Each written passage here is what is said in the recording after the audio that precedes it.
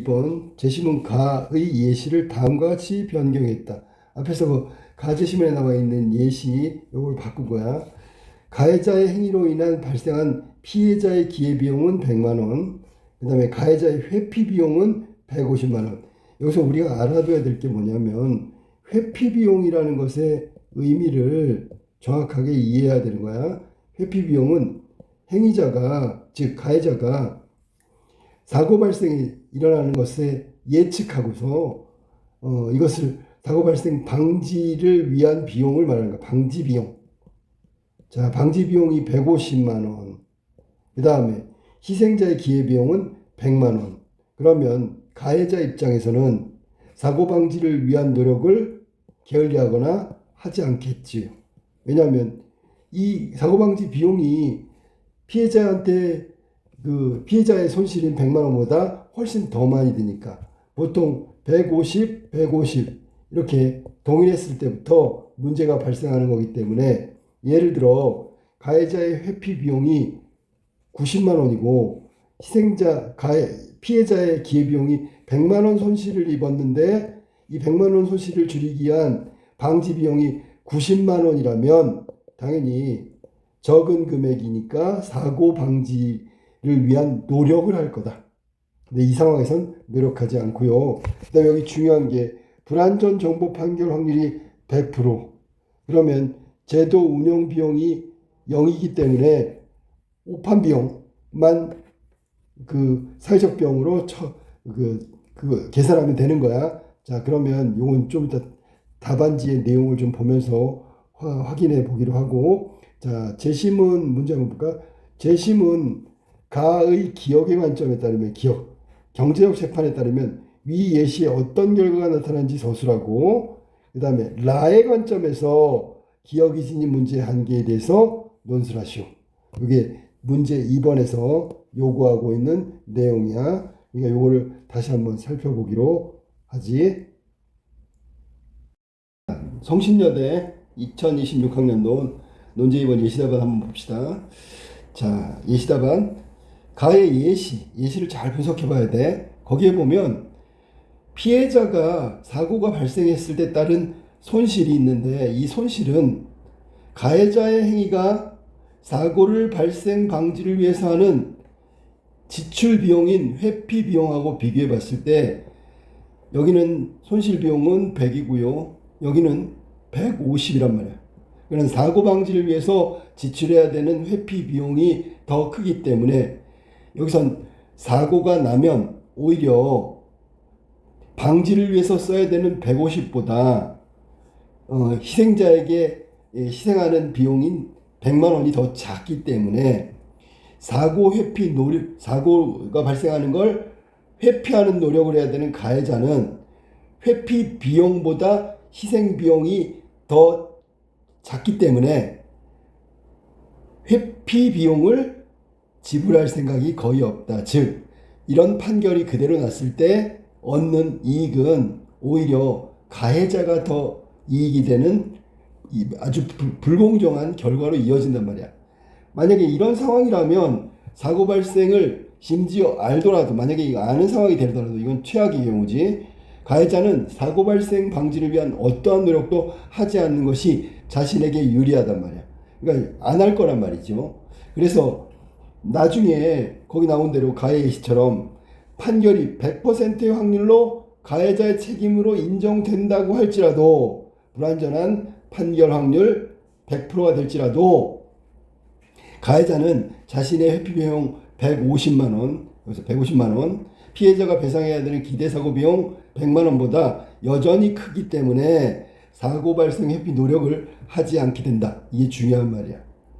자, 금전적으로 따져봤을 때 사고를 막을 수 있는 비용이 150. 그 다음에 피해자가 희생해야 되는 게 100. 그렇다면 100에 대한 보상을 한다면 150만 원을 지출하는 것보다 가해자는 이익이기 때문에 사고 발생 방지를 위한 노력을 전혀 하지 않는다는 얘기지. 자, 법원의 이런 불완전한 정보 판단의 확률과 관계없이 거기 나와 있는 0%부터 100%까지 잠재적 가해자는 자, 앞으로 사고가 일어날 것을 안다고 할지라도 아까 그랬으니까 가해행위를 중지하지 않을 이유를 제공하는 거다. 그럼 계속해서 가해자는 사고 방지를 막는 노력을 하지 않고 사고가 일어난다고 하더라도 오히려 그 회피 비용보다 사고에서 배상해야 되는 비용이 적기 때문에 회피, 즉 회피 비용을 생각해서 사고 발생 방지 노력을 전혀 하지 않는다는 결론이 나오겠지. 이건 좀 불공정한 판결이란 말이야. 그런데 예시상에서 판결이 사실은 사회적 비용, 즉 우리가 얘기하는 오판 비용과 제도 운영 비용, 이걸 최소화하려는 방향으로 추구한다면 그걸 경제적 재판이라고 할게.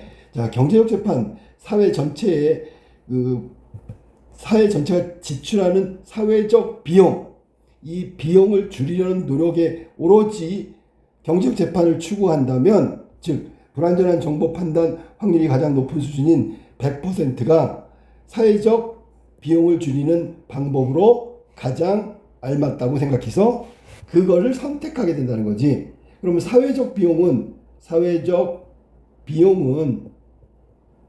경제적 판결에 의해서 최소로 줄어든다. 하지만 그 내용을 살펴보면 그 판결의 결과 자신의 행위에 대해서 100% 확률로 가해자가 부인하게 될 거고, 부인하면 100%의 책임을 묻는다고 하더라도 모든 손실의 책임은 온전히 피해자의 몫으로 전가된다. 그러니까 손실을 받은 피해자가 오히려 그 모든 그 희생을 떠안게 되는 결과를 만든 불공정한 결과, 즉 경제적 재판에 따른 사회적 비용은 최소화했지만 억울한 피해자의 희생이 나올 수밖에 없는 판결이 된단 말이야. 자, 결국 경제적 재판으로 가해자는 피해자에게 가해자는 손실을 발생시켰는데 사회적 효율성 증진이라는 측면만을 중시하는 판결인 그 경제적 재판을 한다면 피해자가 모든 손실을 감당하는 정의롭지 못한 결과를 만들게 된다는 뜻이다. 이처럼 소송의 사회적 비용을 최소화하는 그 사회 전체의 후생을 극대화를 추구하는 이 경제적 재판을 우선적으로 추구한다면 사회적 비용은 절감하겠지만 그에도 불구하고 재판의 근원적 가치인 과없는 재판, 즉 적정성과 공정성은 잃어버리게 된다는 위험이 있단 말이야. 그것을 경계해야 되는 게 그 경제적 재판을 추구했을 때 일어날 부작용에 대해서 우리가 생각해 볼 필요가 있다. 또한 경제적 재판은 사회적으로 바람직한 규범적 그리고 윤리적 측면에 대한 법제도의 바람직함의 판단 기준을 바람직한 판단 충족시키지 못하는 한계를 드러낸단 말이지. 그러니까 법률은 규범적이고 윤리적인 측면이 아주 강하고 근본적인 본질은 바로 규범적이며 윤리적인 어떤 그런 가치를 지녀야 함에도 불구하고 사회 비용의 최소한, 여기서 말한 대로 한다면 사회적 비용의 절감, 이 부분만을 지나치게 강조하면 사회적 비용은 절감할 수 있겠지만 법률이 갖고 있는 규범적 윤리적 측면, 즉 바람직한 판단 기준을 충족시키지 못한다는 한계를 드러내게 된단 말이야. 그거를 우리는 충분히 고려해야 되겠지. 부작용을 막아야 된다. 만일 경제적 재판만을 지나치게 강조한다면 사회 구성원이 불공정한 판결로 법 자체에 대한 신뢰가 붕괴되고 무너지게 되고, 그렇게 되면 법 체계가 흔들린다는 건 합리적 판단 체계가 무너졌다는 얘기고, 그래서 결과적으로 그러므로 따라서 과없는 재판의 본질인 적정성과 공정성을 전제로 해가지고 경제적 재판의 효율성과 적절한 균형을 찾는 게 현명한 소송제도라고 할 수 있고, 그렇게 운영하는 게 필요하다는 결론이 나온다. 그래서 여기 지금 경제적 재판이 갖는 가치와 규범적으로 윤리적으로 법 자체가 갖는 근본적인 가치, 이런 것들의 상충, 한쪽만을 강조했을 때 오는 부작용을 최소한으로 줄일 수 있는 방법은 전제라는 게 뭐냐면 법의 본질적 측면을 이루고 난 다음에 그 다음에 경제적 재판이라는 사회적 비용을 최소화하는 그 효율성을 찾는 쪽을 선택하는 게 현명한 소송제도의 운영이라는 걸 밝히고 있다.